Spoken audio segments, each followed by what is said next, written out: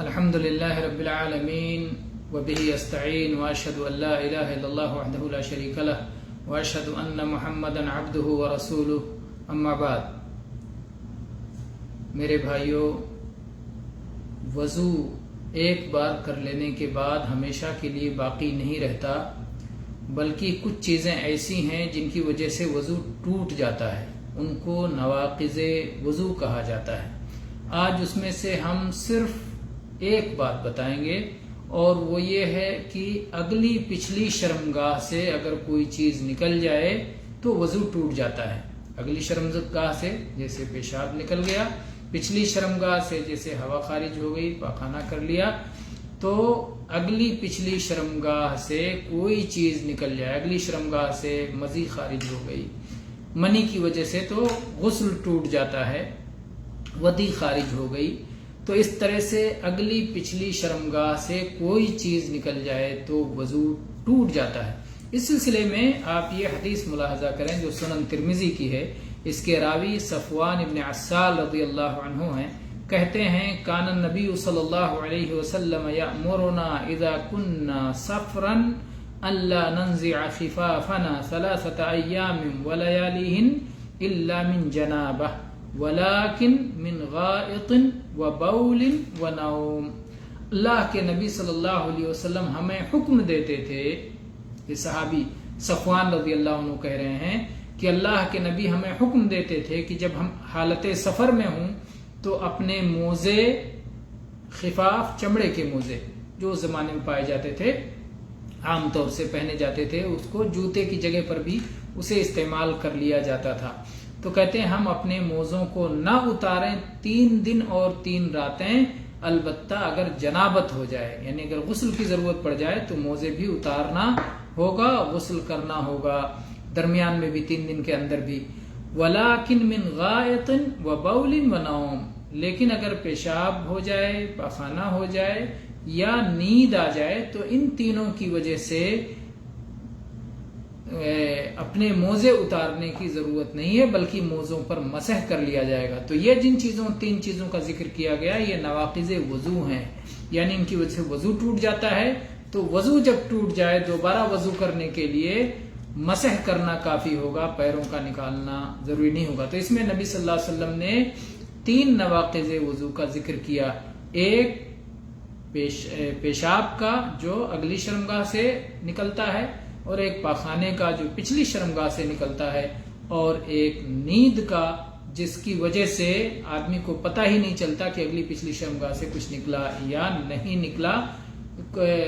نیند کی حالت میں کیا ہوتا ہے اسے کچھ پتہ نہیں رہتا، ہوش و حواس نہیں رہتا. تو اگر اس کو اہل علم نے 2 حصوں میں تقسیم کیا ہے کہ گہری نیند جس میں ہوش و حواس نہ رہے، چاہے ساتھ میں بے ہوشی بھی اس میں شامل ہے، اسی طرح سے عقل کا چلا جانا بھی اس میں شامل ہے، یہ ناقض وضو ہے. اور اگلی پچھلی شرمگاہ سے کوئی بھی چیز نکلے وہ ناقض وضو ہے. اور اس کی دلیل میں اور بھی احادیث موجود ہیں. مثلا عبداللہ ابن زید ابن عاصم رضی اللہ عنہ کہتے ہیں کہ انہوں نے رسول اللہ صلی اللہ علیہ وسلم سے اس آدمی کی بیماری بیان کی جس کو صلات کے اندر ایسا محسوس ہوتا ہے، ایسا خیال ہوتا ہے کہ کچھ اس کے پیٹ میں گڑبڑ ہے اور کچھ باہر نکل گیا، ہوا خارج ہو گئی مثلا. تو کیا ایسا شخص کیا کرے گا؟ تو اللہ کے نبی صلی اللہ علیہ وسلم فرمایا لا ينصرف حتى يسمع صوتا او يجد ريحا. یہ متفق علیہ حدیث ہے کہ وہ شخص صلات کو اس وقت تک نہ چھوڑے، صلات کو اس وقت تک نہ توڑے جب تک کہ آواز نہ سن لے یا بو نہ پا لے. صرف ایسا شک ہو جانے کی وجہ سے شاید ہوا خارج ہوگی، وضو نہیں ٹوٹتا. وضو آپ نے یقین کے ساتھ کیا ہے، اور یہ یقین کسی یقین ہی سے ختم ہو سکتا ہے. شک کی بنیاد پر ایک یقینی کام ختم نہیں ہوگا.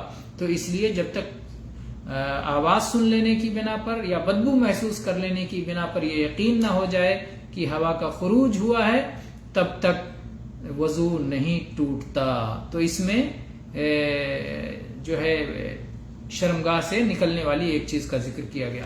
اسی طرح سے علی رضی اللہ عنہ کی وہ حدیث جو متفق علیہ ہے، کہتے ہیں کنت رجلا مذاء فاستحییت ان اسأل رسول اللہ صلی اللہ علیہ وسلم لمکان ابنته منی فامرت المقداد ابن الاسود فسأله فقال اغسل ذکرک وتوضا.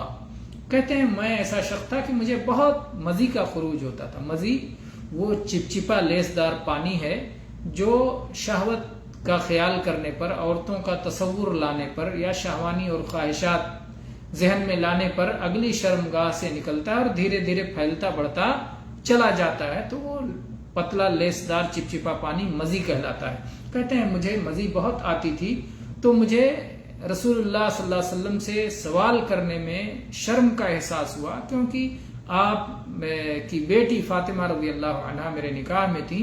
تو میں نے مقداد ابن اسود رضی اللہ عنہ کو حکم دیا کہ جا کے نبی صلی اللہ علیہ وسلم سے ایسا سوال پوچھیں کہ اگر کسی آدمی کو مزی خارج ہوتا ہو تو کیا کرے گا وہ آدمی. تو اللہ کے نبی صلی اللہ علیہ وسلم فرمایا اغسل ذکرک وتوضا. آپ پر فرض یہ ہے، آپ کی ذمہ داری یہ ہے کہ آپ اپنے ذکر کو اگلی شرمگاہ کو دھل لیں اور وضو کر لیں. آپ کے اوپر غسل نہیں ہے. تو گویا اگلی یا پچھلی شرمگاہ سے کوئی چیز خارج ہو جائے تو اس سے وضو ٹوٹ جاتا ہے اور اس کی وجہ سے دوبارہ وضو کرنا ہوگا. واللہ تعالی عالم والحمد للہ رب العالمین.